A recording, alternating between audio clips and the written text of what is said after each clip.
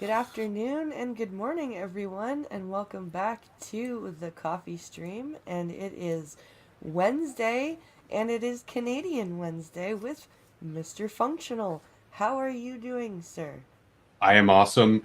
Good morning, Canuckistan. I'm ready for this. Oh, I'm getting the replay from the stream. So am I. Hold on. I'm jazzed. I know we're both high energy today, so We are. We are. It's lots to talk about. there's so like oh my gosh, our government is Insane. insane right now, and I think the only reason he hasn't been voted out because of by no confidence is because there's nobody to be a coalition with the conservatives. Yeah, there's no opposition. There's not a strong enough opposition, which is pathetic Yeah, given how weak the liberals are right now. it is. I'm so glad that at least the conservative party is standing up and chipping away. Like what they're doing is basically by calling out the liberals' bullshit in question period every day. Yeah, Like they're yeah, it, but I mean, they are, but it's as effective as a crossing guard when you need a bridge. That's true. That is true. And we have all these now splinter factions. We've got the Republican Party of Canada. We've got the People's what's his name, Oh, the People's Maxime's Party of Canada, which PPC. sounds Yeah, incredibly communist, but that's yeah. It does give you sort of chills of like the USSR and China, but mm-hmm. it's completely not. It's an It's actual not. It's just conservative party, a very unfortunate name to have picked. It and maybe sounds better in French. yeah. Well, I mean, if you put that aside, People's Party of Canada, it sounds good. It sounds like they want to go, and this is why I like Maxime to a point, is they want to go back to the point where government serves the people. They don't dictate to the people. They serve and protect. Yeah. And yes, chat, that icon is what I actually look like. That is my ugly mug in a nice crisp suit. The Canadian Parliament is starting to look like a hot mess, says Mr. No. Oh, it's not starting. It's been like that for quite a bit. Yeah. And I mean, say what you will about the notion of a great reset. I'm all for it. I'm not for the communist reset. No. I'm for an actual reset of let's start back at zero and start again. And not in a social setting, but in a political stance. Yeah. And let's get the ideas competing with one another. Left-wing ideas, liberal ideas, actual liberal ideas versus conservative ideas. And let's meet somewhere in the middle and let's get the best society we can build. We have the fundamentals, we have the building blocks. But some point down the line, we veered so far off the tracks and we both parties have just gone the same way. Yeah. They really have. It's not healthy. How long until the Canadian Parliament becomes the Galactic Senate? It's almost there. I am the Senate. Point of order! Point of order! The speaker recognizes the chair or the senator from whatever point. Naboo. Yeah. It is very close to being that. Today marks the day that Yeah. our galactic senate becomes the first galactic empire. Like no. Yeah. Hello, so I Excuse just me. want to say hello to chat. Hello, Gunfox. Hello, Mr. No. Hello, Costin. Hello, JP. And hello to everyone else who has not said hello. I see your man Pincalo in the chat. Oh, Blake. we need another Lester JP. B. Pearson. See, Yeah, that could work. yeah, but that's never going to happen now. We're stuck with these snowflakes. Yeah, Yeah. unfortunately. And people like to talk about the bug or some sort of uprising of the people. I don't think it's going to come because of politics per No. se. The dichotomy, left wing, right wing politics, whatever. I think it's going to come from these lockdowns and this Yeah. totalitarian power grab that's happening all across the planet.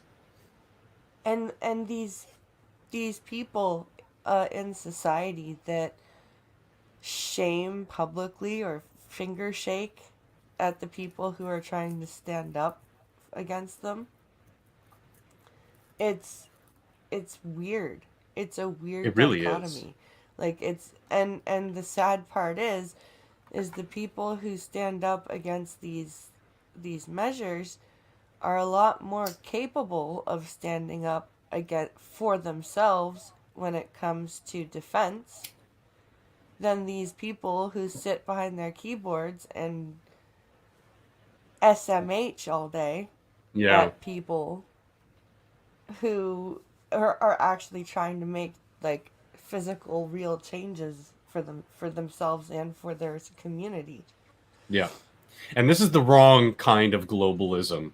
Because again, just like, my thoughts of, a great reset with globalism can be a great thing.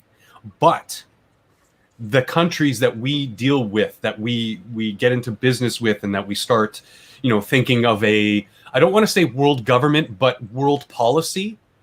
We already have some. After World War II, we set up, rules of warfare, rules of governance that people don't have to, but are encouraged to abide by, like basic human rights and freedoms, these kinds of things. And so globalism can be great if every country on board has the same liberal Western values. I use the term liberal, not like the parties, guys, but Right. like Lockean liberal, property rights, Actual individual liberal. freedoms. Yeah, actual liberty. And hello, Elwin. Happy birthday to Elwin. She just turned older than me. Oh, happy birthday. I'm with an older woman. It's great. And like that could be a net benefit for the people of the world. However, we're not there yet. No, we're not. And Pinkalo just said, you two need to find the clip that Polyev just put out talking to Freeland, and I just found it. Nice. So we've got a double dose of Polyev on the docket for today. Yep, we've got, there's you said 3 minutes of that. He goes on for about 10 minutes, but I think the first 2.5, 3 minutes is pretty important. Yeah, and then this one is a 2-minute clip where he's asking Freeland about money. It's called Danger, Don't Ask Questions. Where's the money, Lebowski? Yeah, pretty much. She is, oh my god. And I see the shades of what happened here because it's 2015. Mm-hmm. Why is your cabinet like 80% women? Because it's 2015. We see that happening down in the United States with Biden almost saying verbatim, driving me crazy. They want to do away with meritocracy and people who are qualified for these positions because the people that they're putting into power are so inept and so worthless that that's the only way they can get any modicum of success is by doing away with meritocracy. Yeah. And yes, Pinkalo, everyone needs to share the stream. And if you don't share it, you suck. If you don't like it, you suck even more. Yes, Elwin's correct. It's only 3 months and 26 days older than me, but still, older women. Fellas, I'm telling you, older women's the way to go. So which Polyev thing should we do first? Let's dive right into it. Let's go for his rant first, and then we can find out where the money is, Lebowski. Okay, let's go for the rant first. I'm gonna get it set up, and then I'll share the screen. It's called Money is the Best Servant, but the Worst Master. Where did the... Oh, I put it behind the... I forgot to grab the link from. It would help if I grabbed the link you sent me and actually like got it to myself. Mhm. And you're not wrong. Excuse me. You're not wrong, Pincalo. It's actually been going on before Win, but you're right. When our politicians are going to speak down there and spreading these, let's just call it what it is, these communist socialist ideas, it's infecting the United States. Excuse me. Oh my God. Don't worry, it's okay. Don't die on us. I don't have the Rona. I'm just, a It's bad called- bad smoker, man. It's called being a smoker. Yeah. That's all. And we've seen time and again historically, for at least as long as I've been alive, which is damn well 40 years and a little bit more from what I learned in historically in school, is that things that happen up here tend to be a testing ground for other Western nations, more specifically the United States. From anything as simple as dollar coins to public policy. And it's bad. It's bad because we don't have we have our charter, but it's nowhere near as solid or as protective of basic human rights as the Constitution. No, and we also have less people. We have to remember that too. When, like, we have less of a population, so some of our programs and stuff are going to be a bit more feasible. Yeah. To implement to 39 million people than they are to 300 and whatever. What is good, Addy? And Pincalo, that's what I'm trying to say.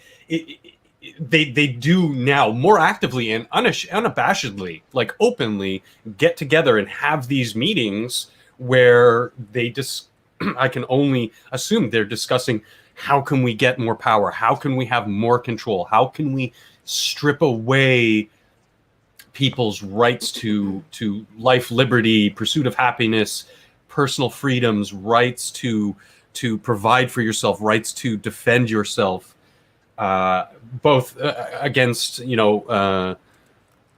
more common street crime versus government overreach and totalitarian power grabs.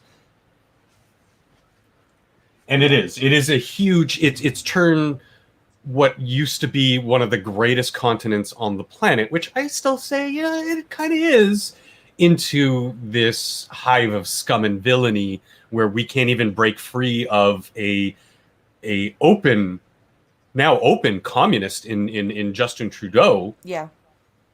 Because we don't have powerful enough opposition. Are you fucking kidding me? Look at the electorate map. Yeah. It is almost entirely conservative, to just not because people like the Conservative Party, because they want to get away from Trudeau and his insane cabinet. Exactly. Oh boy. I think that the more I see Polyev speaking, and the more I see him putting his videos out to YouTube, I wonder if he's not vying for a position of leadership at some point. I wondered that myself, but he's been on record time and again saying he doesn't want any sort of bigger position than what he's got. He's happy where he is, and I somewhat hope that he has a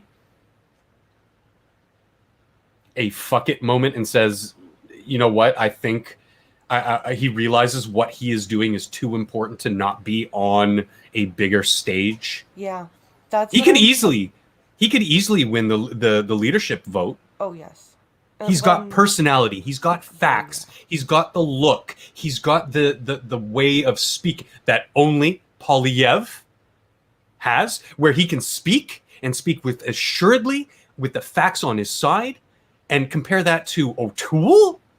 or French is way because he's actually a Frenchman, so he can. unfortunately, no, and he's great, and he's one of the few French-speaking politicians that can Yep. kick ass in both languages. and Because he's you no get continue. Sorry. you get these politicians that are great in one language and terrible in the other. Yeah. Polyev is exceedingly bilingual. Yeah, Like, and he you can can flip between tell- the two interchangeably, Yes. like Yes, on a- you can tell he was raised in a bilingual home because he can convey his point with equal fervor in both languages flawlessly.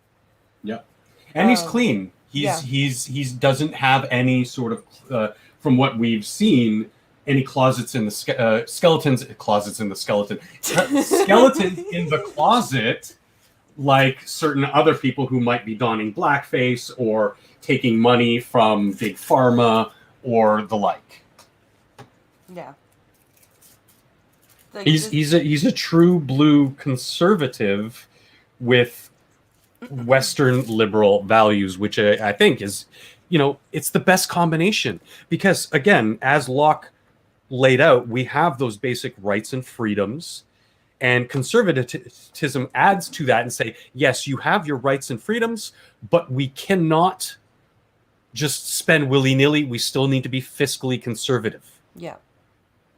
That's great. And speaking of fiscal conservatism, this is a speech Polyev made called "Money is the best servant, but a terrible master." And you're right. This is a great speech. I listened to it when it came out the other day, and actually thought of playing it today. And you're right. The first 3 minutes are awesome. So here we go with Monsieur Poilievre. Thank you very much, Madam Speaker. I rise today to propose that we move from the credit card economy to the paycheck economy. And let me tell you what I mean by that. By illustrating the difference in approach from the government versus ourselves here in the conservative opposition. Last week, the finance minister made a interesting observation. She said, I want to thank you, first of all, for really zeroing in on the preloaded stimulus idea, she told BNN. This is scary. This idea is the following. Households do have quite a lot of money that they've saved because there hasn't been much to do in the pandemic. Oh, that's interesting. And certainly, it would be great if that money could go to driving our recovery. Hey, Functional, how much, you and I, we must have tons of savings, right? We're disabled. We don't go anywhere. We don't have much to do. Fuck No. you, Krista. Holy Yeah. fuck. I mean, to be fully transparent, she's obviously talking about our still very healthy middle class. For the time being, our middle class is very healthy. We have a lot of good households who are doing well. Per capita, much better than our neighbors down south, because we didn't have the economic crash of the housing bubble. Yeah.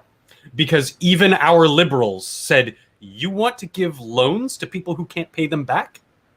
No, are you fucking crazy? Get out of here. Exactly.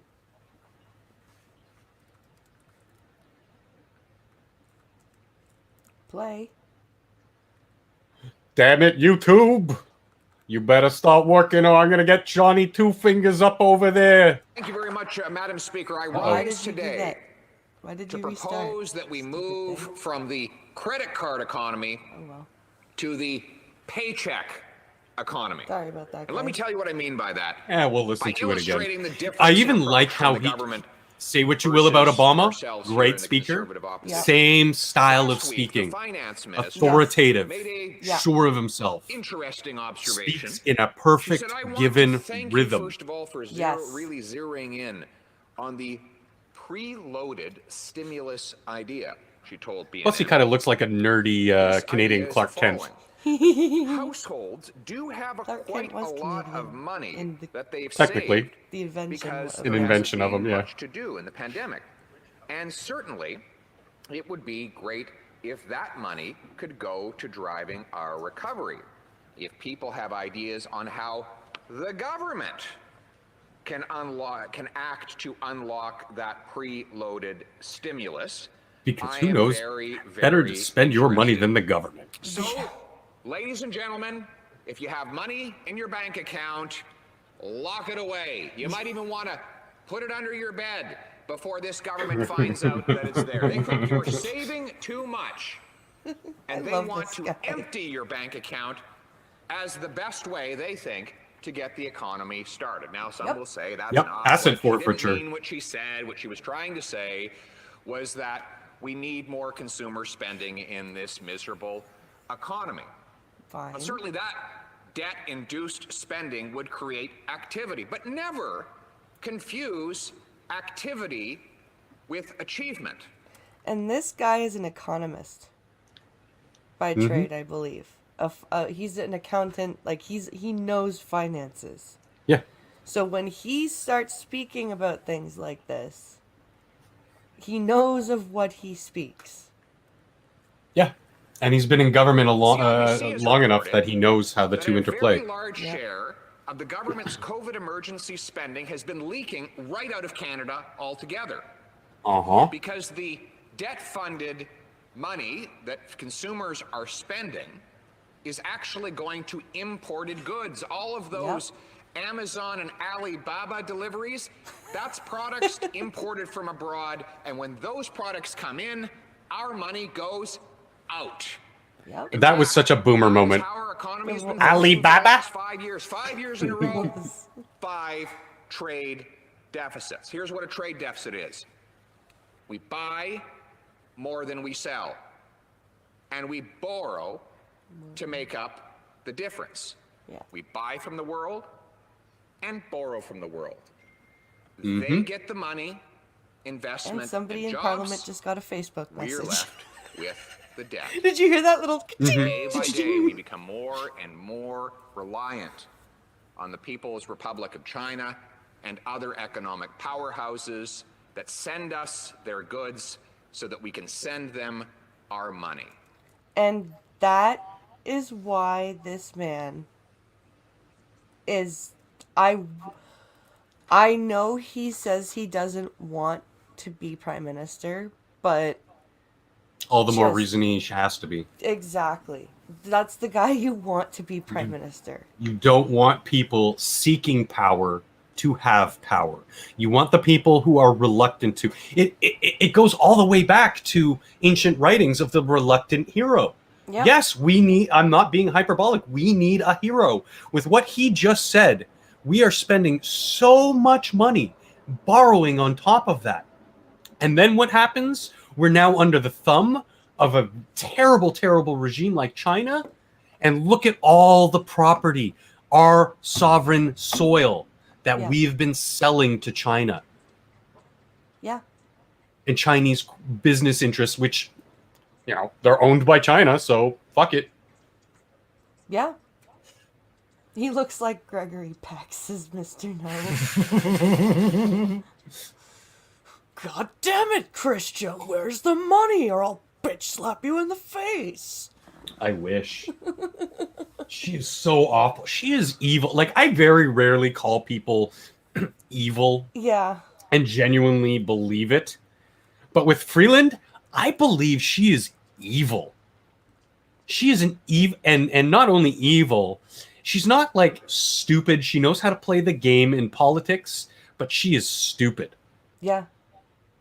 Yeah. And she like, and I, like I said, I hate when people, you know, pretend like everything is a book, you know, Handmaid's Tale, Harry Potter, whatever.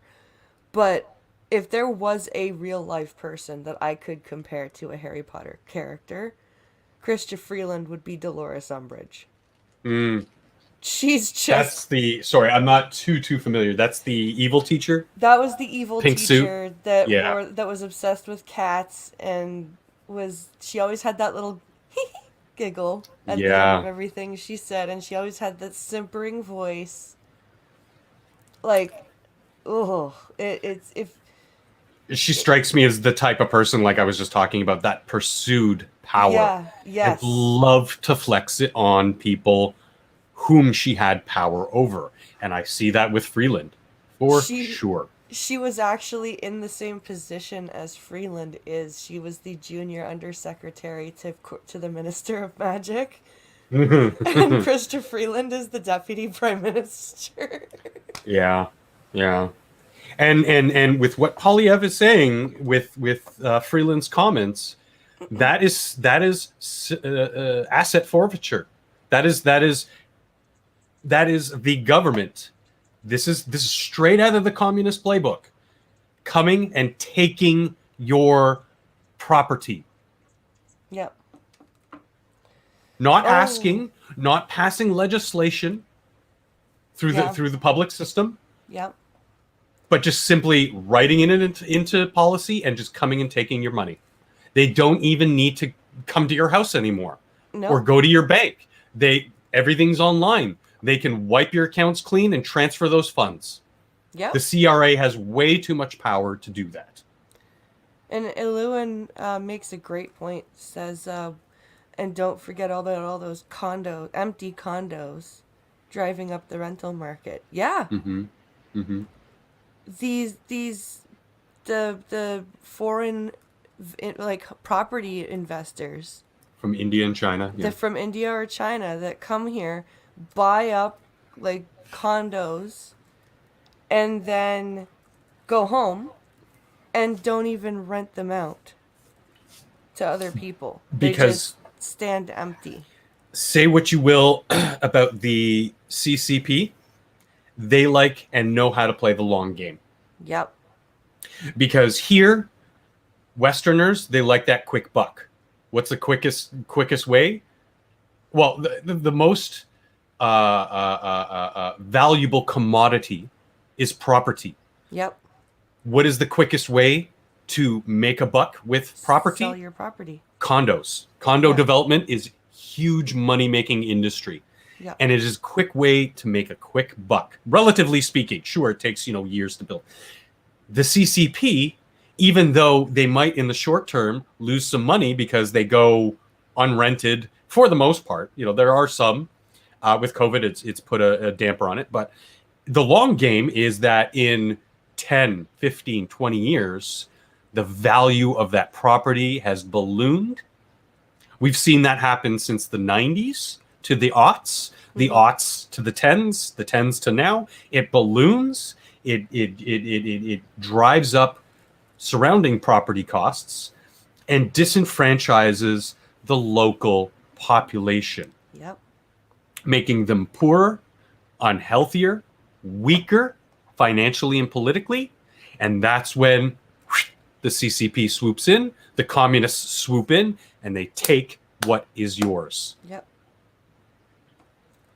And that is only 2 steps away from them claiming you their permanent slave. Yep.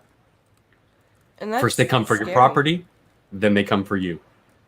Directly out of the fucking communist playbook. And if people are not waking up and not seeing this and not getting scared, which they're not in my city, this fucking hellhole. No, you say shit like that, you're a horrible racist. Oh yeah, I'm a racist. I'm a Nazi apparently. Yeah. Yes, this Jew who has direct ties to people fleeing communist Russia, fleeing fascist Germany.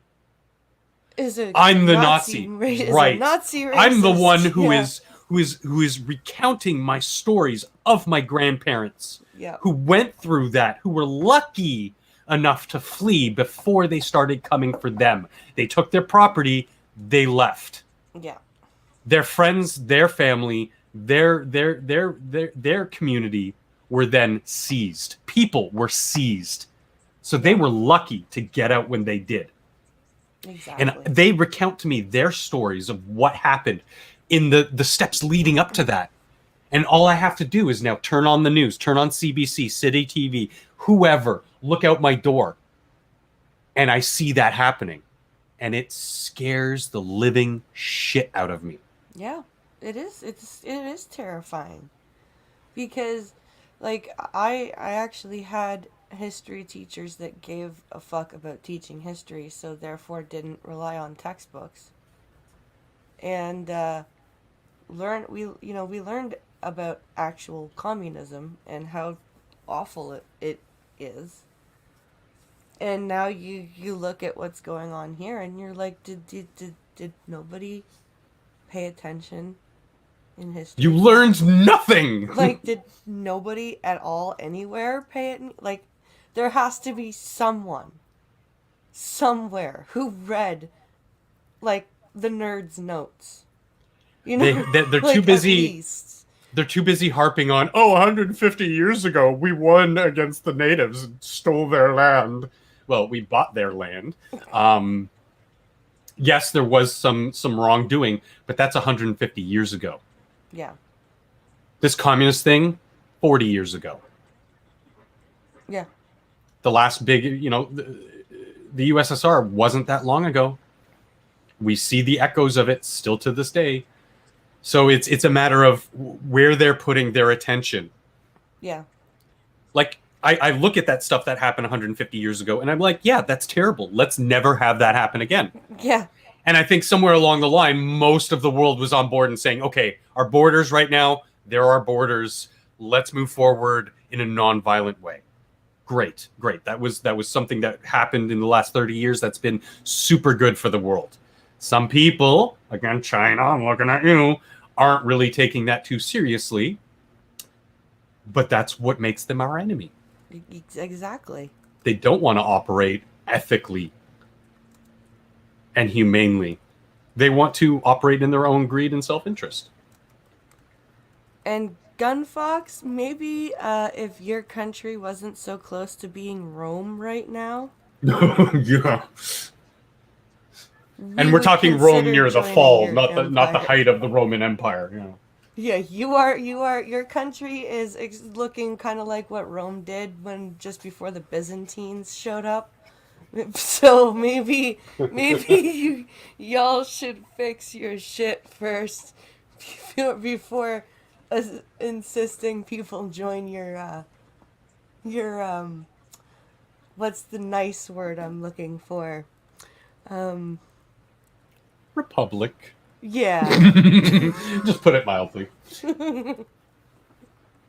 and yeah, like it was any system, no matter how well built. Like, I think the founding of the United States with the Constitution, great. Absolutely. But every system, no matter how great or how terrible, communism, is open to corruption. Yeah. So every generation has to have their due diligence and fight against tyranny and oppression. Soft times create soft people, but we can be soft. We can be a little bit decadent. We can take advantage of the fact that we live in a beautiful country who's at peace. But we have to be vigilant to make sure that the rats aren't sneaking aboard the ship. Yeah, I hope so. I hope that we are able to harden up a little bit without losing, because we do have it good. Like, this is the best that man has had it ever.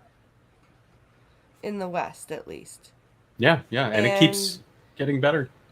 This is good. We've when you look at actual sociology, not the new horrible sociology, but when you look at actual social science, like, we've met all of Maslow's needs, really, right?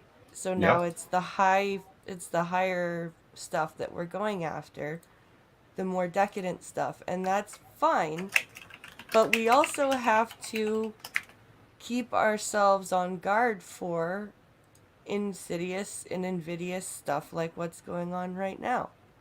Yep.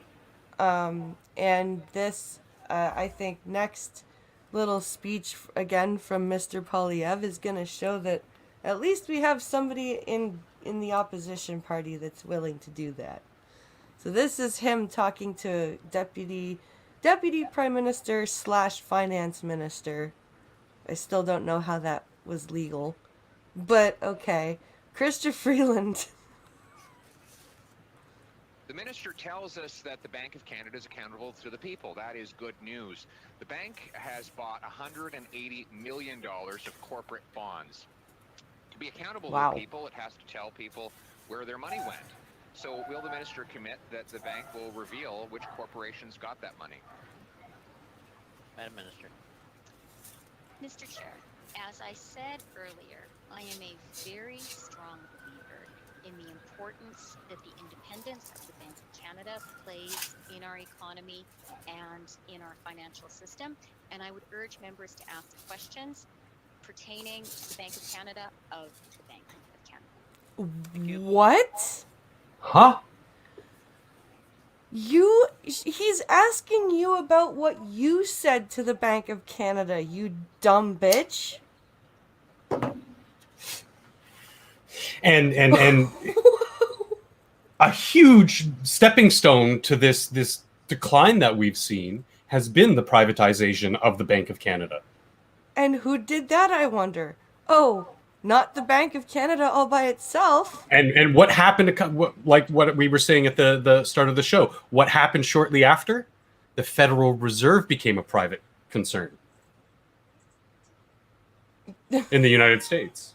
Again, we're a testing ground for these terrible ideas, and it's like, oh well, those Canadians over there, they rolled over and accepted this, so let's try it here.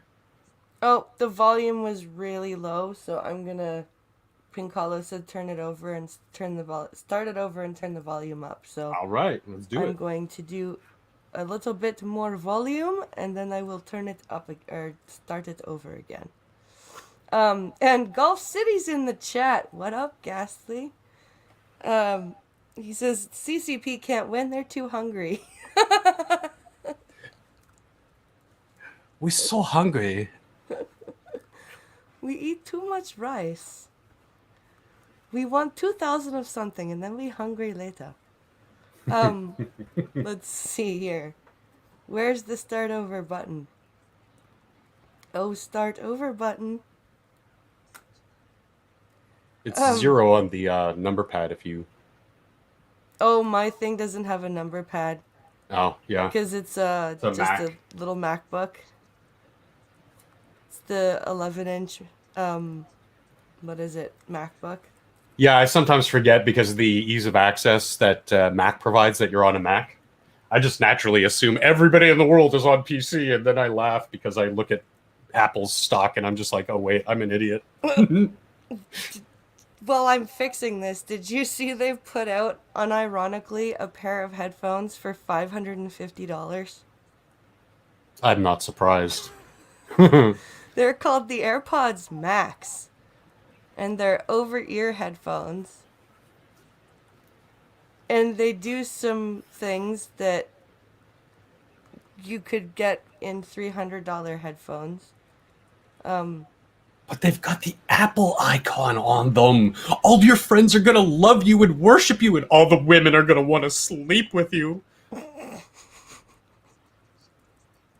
Maybe, I guess. I hope so. I just couldn't believe it. Like, I'm just like $549.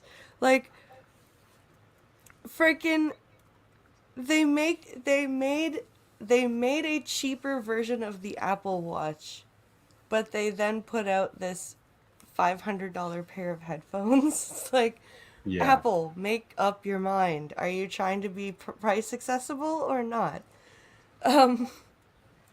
Okay, let's start this over again with louder volume. With Dolores Freeland. Why did it not? Yeah, it's still going. Pertaining to the Bank of Canada of the Bank of Canada. You suck. I apologize. It is being a jerk. Let me fix this. There we go. Now it's at the beginning. Okay. Yay! Yeah, I can see the potato head. What I have to do is because the Seek sliders don't work with voiceover, the YouTube Seek sliders. Mm-hmm.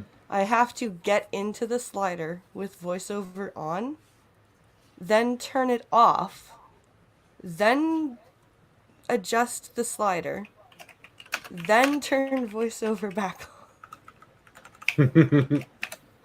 Because, you know, YouTube is super accessible. It's actually still the most accessible. Still, that's kind of ridiculous that I have to do that. Okay, and hopefully, let me check the volume and make sure that it's at a good volume. Because I want everyone to hear this properly. Some of his clips are really good with sound, and some of them are a bit quieter. Yeah, it's that government tech that they don't know how to wire proper fucking Let's see, communications. what's the volume at? 86%. Okay, that should be good. You ever notice that? Yeah. The government has a harder time. Doesn't matter if it's Government American, Canadian, the Yeah. governments, they can't use tech. What? They what? can't. They've got so much money, and yet they boomer the whole fucking process of streaming, and then you've got people like you and I who have like no money, and we sound better. Yeah, like talking to you now, it's like you're sitting across the table from me. It's clear, it's concise, it's... Oh, all right. Let's get this working. The minister tells us that the Bank of Canada is accountable to the people. That is good news. The bank has bought $180 million of corporate bonds. To be accountable to the people, it has to tell people where their money went. So will the minister commit that the bank will reveal which corporations got that money? Madam Minister. Mr. Chair, as I said earlier, I am a very strong believer in the importance that the independence of the Bank of Canada plays in our economy and in our financial system. And I would urge members to ask questions pertaining to the Bank of Canada of the Bank of Canada. You're very much of the independence of the Bank of Canada, are you? Okay, I'm sure you are. You liar. So where's this money from the Bank of Canada going? I'd like for you to talk about the Bank of Canada. But what? But that's your government money. I don't care. Bitch, are you serious? That's the Bank of Canada's job now. Tell that. This is the worst game. Do you know how when you call your internet service provider Mm-hmm. because something's not working and they're like, oh, it's gotta be the product you're using, not the service that we're providing you. Call whatever product manufacturer that you have. You know, Yeah. like that's what this is. It's like, where's the government's money that you gave to the Bank of Canada? Ask them. You know, it's like, But Oh. you're the government official in charge of dealing with them, so you're not doing Yeah. your job? exactly. I don't. Christia, you need to go back into the kitchen and make me a goddamn fucking sandwich, because you probably fucked that up, but at least you're providing a service to somebody. I was gonna say, you don't want her to make a sandwich for you. She might poison it. Well, feed it to the cat. She's the kind of chick that would get pissed off at you for telling her to do that, so she'd put, like, whatever was under the kitchen sink in there as your sauce. Tell me to make a sandwich? Have some bleach on your ham, you That asshole. Ajax ragu on your veal parmesan sandwich. Ah. Thank you, Mr. Valiev. The minister says the bank is accountable to the people. We are the people's representatives. Surely we should know. So where did the $180 million go? Madam Minister. Mr. I Chair, love his smile. I want to be very clear with all members of this committee of the importance of an independent central bank in the functioning of the Canadian economy. And I also want to be clear that Right. it She just is moved up right to her undermining microphone. of our economy to be raising questions in the minds of Canadians about the raising independence. questions. of the Bank of Canada. Yes, that is not responsible behavior. I'm sorry to be Mr. raising. Valiev. I'm sorry to be raising questions about where Canadians' money is going. You might find that dangerous, but I'll ask one last time. Will you tell us where the $180 million that the Bank of Canada pumped into corporate bonds went? Where did it go? In no way does the government seek to conceal or keep secret the activities of the Bank Where's of Canada. The Bank of Canada is a money? highly Where's the money, transparent, Lebowski? highly responsible institution. And I have a question for the Conservative members. Do they respect the independence of the Bank of Canada as previous Conservative finance ministers like the late Jim Flaherty did? I hope they do. Oh, Maybe you they did wanna be not. hands-on. All right. Can I answer thank the you, question, thank Mr. you. Chair? No, it's you. only fair. No, Time's you up. can't. Sorry, it's called a rhetorical question. You can make Wow. a statement. You I can ask make factual questions. I'll just answer the minister's question to me, whether Conservatives believe in the independence of the Bank of Canada. Of course we do. She cites Jim Flaherty. And not only did he believe in the independence of the Bank of Canada, he never funded his deficits by having the Bank of Canada print money to lend it to the government. In Yep. fact, throughout the entire great global recession, we never relied on the bank to print cash to fund our operations. Mm-hmm. That is something what that we this did? minister and this government are doing. They are You're- dependent on the bank and therefore cannot be independent from it. And you know what we did during that recession? We tried to, not directly by funding it, but stimulate business and Yeah. the status quo of commerce, and we tightened our belts. We cut a little extra spending from education, from public works. Not enough to compromise these institutions, but just take away a little bit of the extra spending. Hey, we have less money to work with. Let's get rid of a couple bells and whistles. I'm fine with that. You know my stance on public programs. In a time of prosperity, let's spend a little bit more. Let's give a little bit more back to the people at large. Yeah. And let's help the people at the bottom a little bit so that they don't fall. Yeah. But in a time of economic disparity and fending off a clear and present economic ruin, yeah, we can tighten our belts a little bit. But that whole, sorry, time's up. That was a Yeah. rhetorical question. Wow. It's she's completely inept. She does not have any right to be in office. No. And not the second and third highest positions of power in our government. Yeah, She's our very own Nancy Pelosi. she is. Only she's not drunk. Well, she's drunk on power. She's not like inebriated on No. booze. But it's like, and the way that Wayne Easter and Krista Freeland just piled on. No, you can't answer. You're out of time. And like, she Yeah, was yeah. gleeful. Like, did you hear she was giggling at him? You're out of time. Like, wow. Now, Mr. Polyev, you must write, I will not question the government 500 times. With a quill that will carve it into your hand. Yeah. Oh. One of my blind friends is trying to call me, but I'm busy. How rude. My God. This is what journalism looks like once you get into a seat of power. Yeah. Do you remember she was an anchor? Yeah. She was this bitch was a television anchor. For Global? Yep.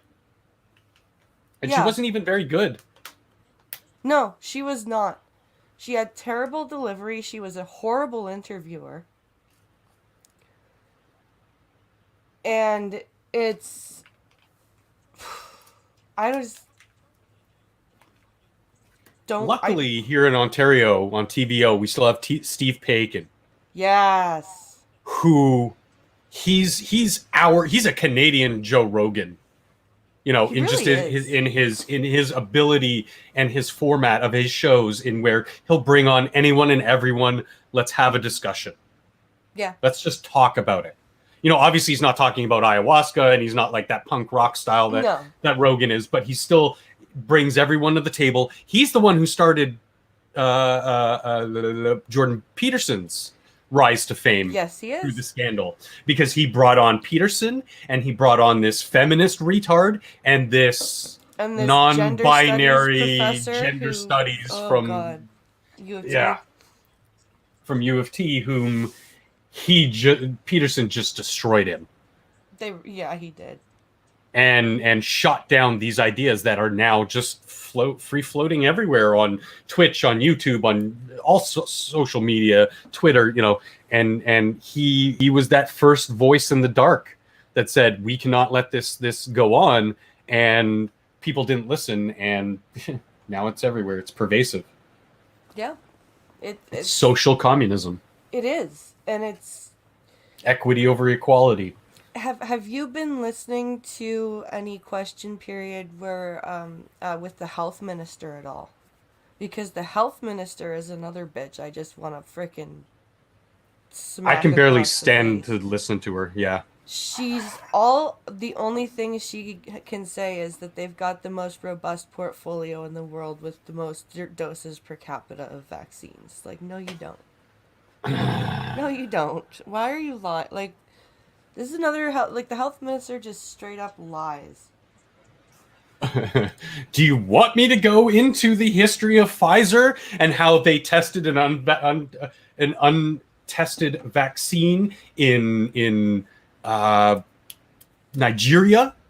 Yeah. Or the, what was it, 100 and something people that died from oh god, the hazards of defective heart valves.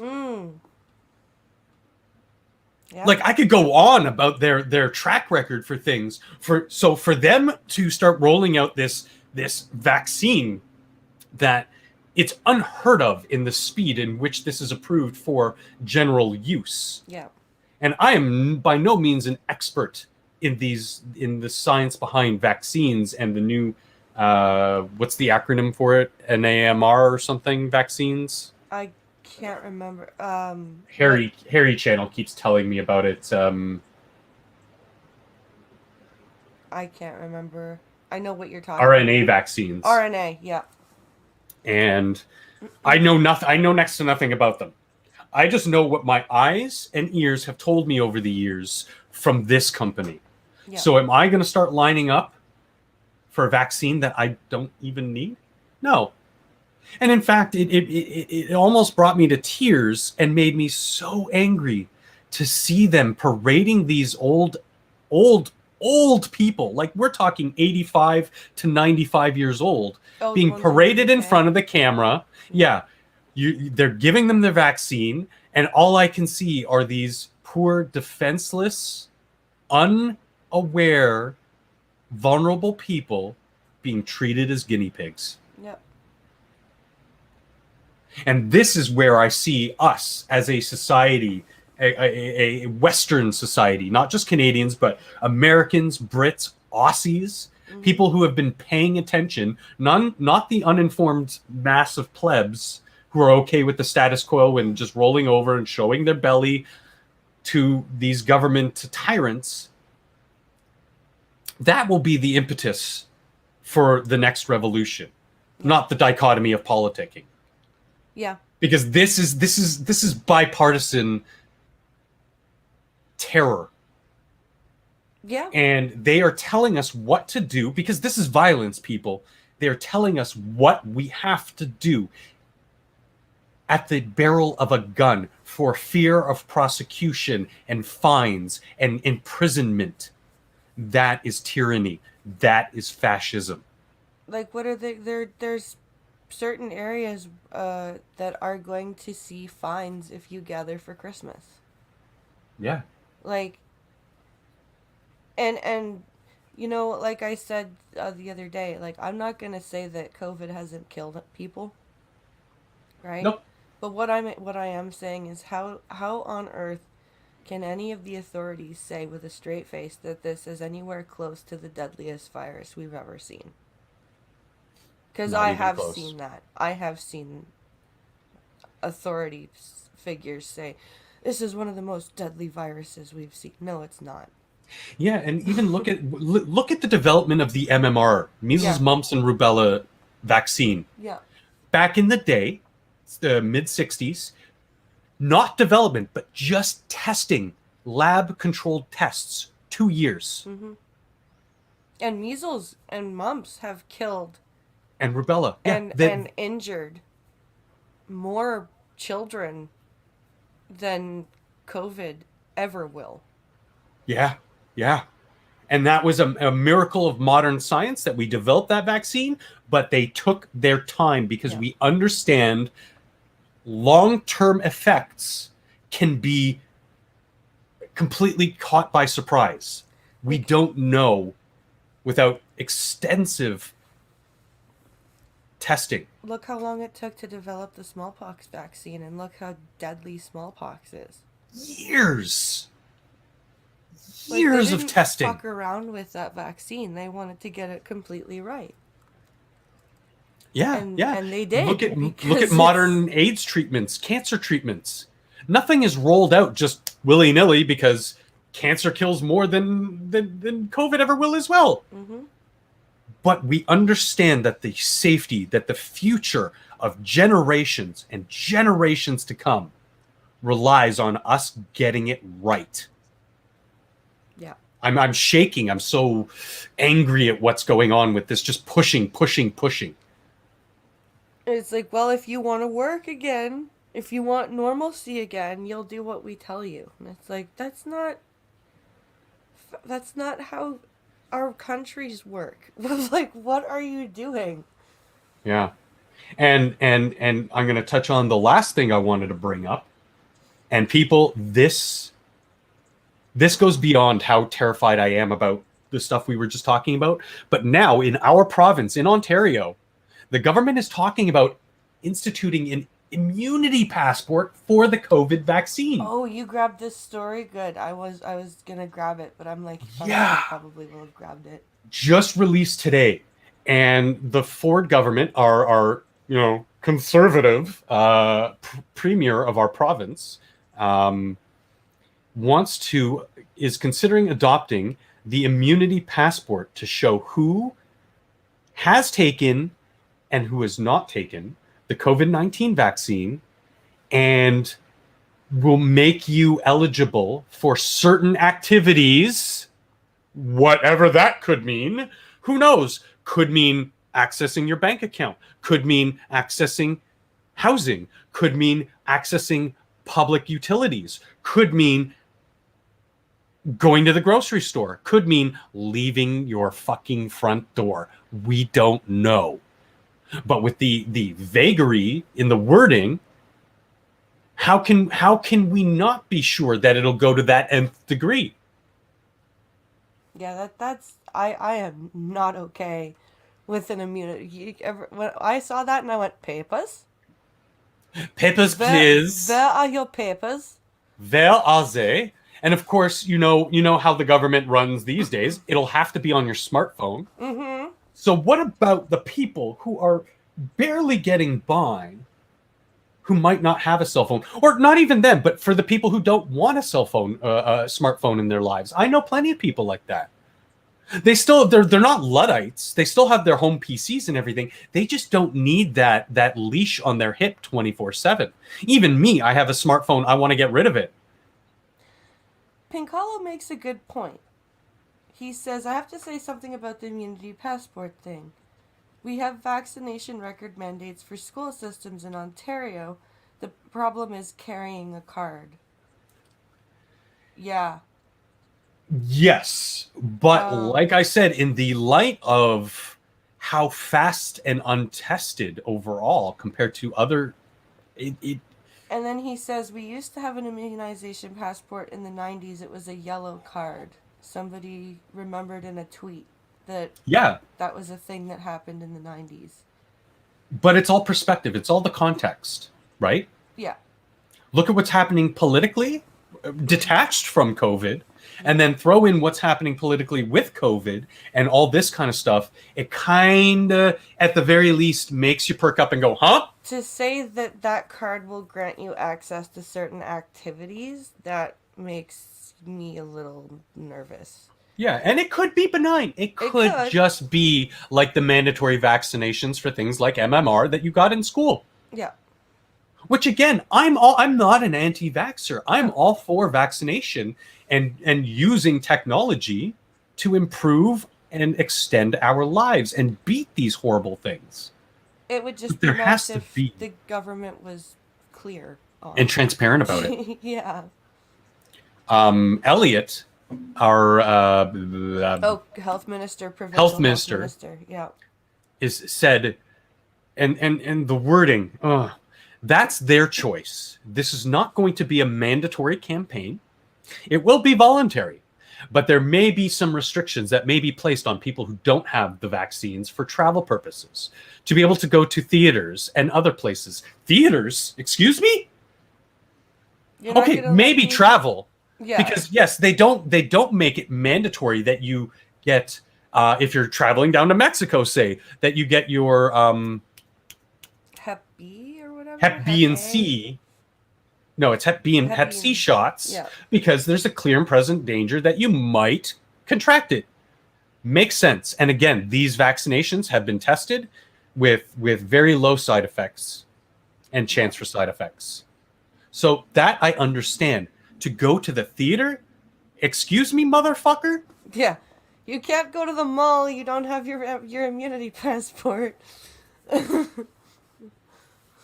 Yeah. Yeah. So it's all in the context of things. And again, it could be just as benign as they're claiming. But do we believe it at this point?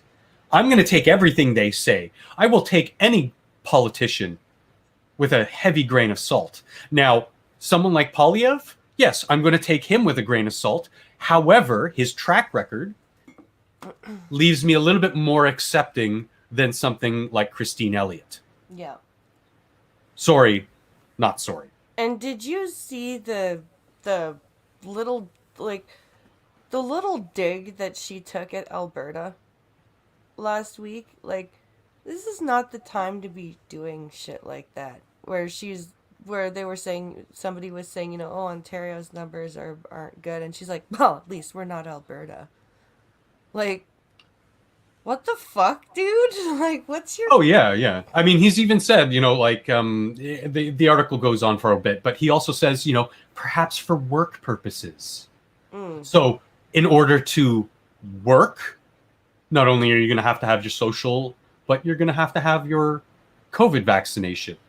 Again, in the grand scheme of things, it's not that bad. COVID is not that bad. No. Look at the aggregation of data from the Johns Hopkins person, the student. Yeah.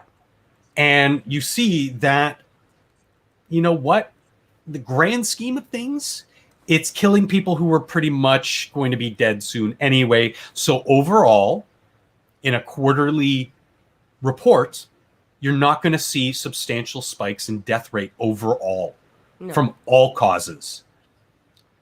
Because who does it really affect in the worst possible manners? It's people with the elderly and people with high comorbidities. Yep. And yes, I'm not saying just throw them to the wolves, but let's be careful. We cannot rush into things. No. This whole thing gets me so hot in the blood. Yeah, no, Pincalo, again, should this thing have been a better, poor choice of words, a more insidious disease that affected more people? I'm not going to deny it has a very high transfer rate. Mm-hmm. That's something to be watched and examined closely. But to carry the papers or the license that you have been vaccinated for the public good for something fairly bad, I'm not against that. In fact, I think that that's a good thing. I don't think that a movie theater or some other business has the right to say, let's see your immunity papers before we let you set foot in the store. Yeah, That's an overreach.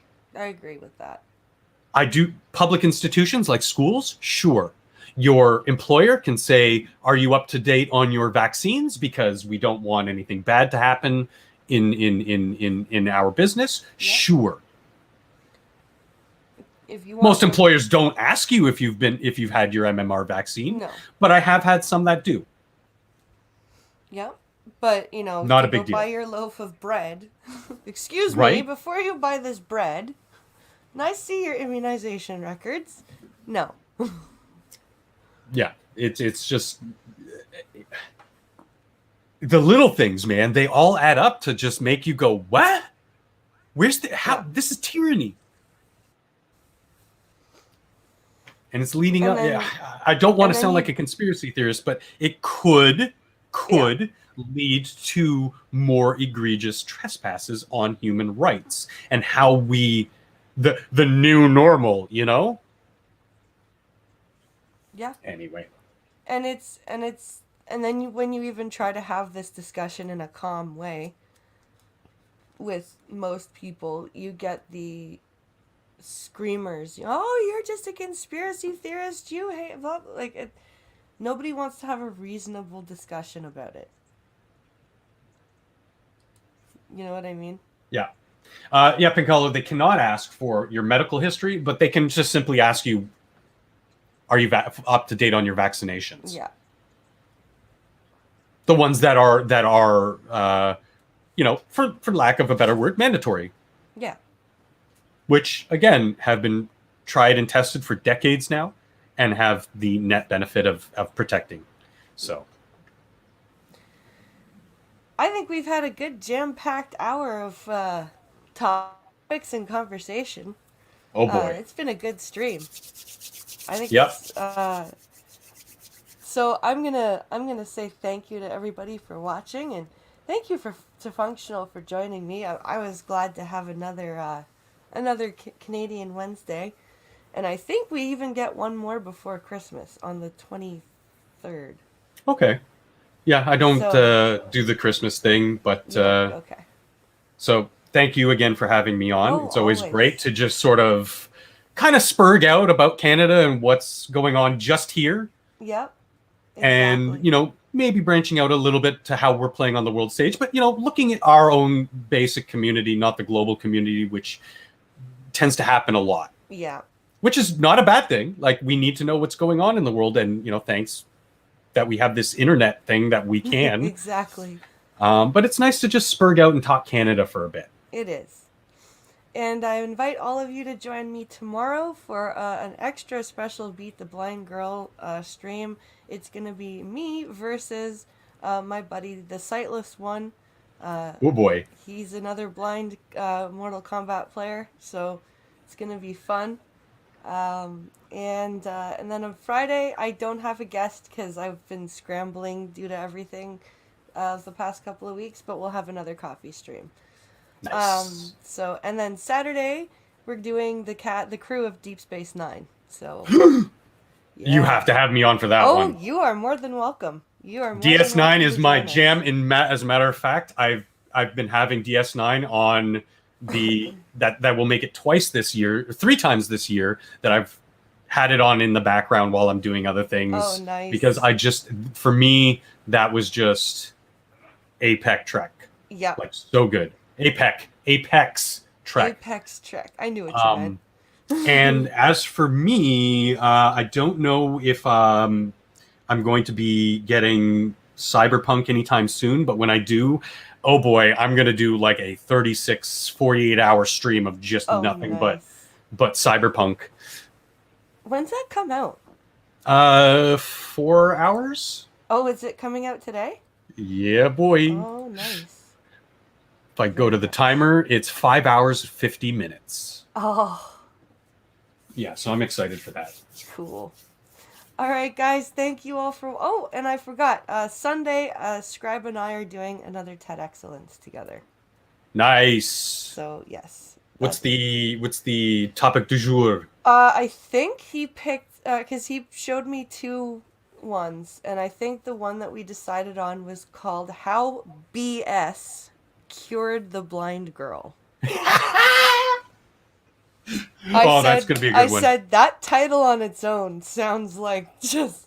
So I think that's the one we're doing. So that'll be on Nice, his nice. channel.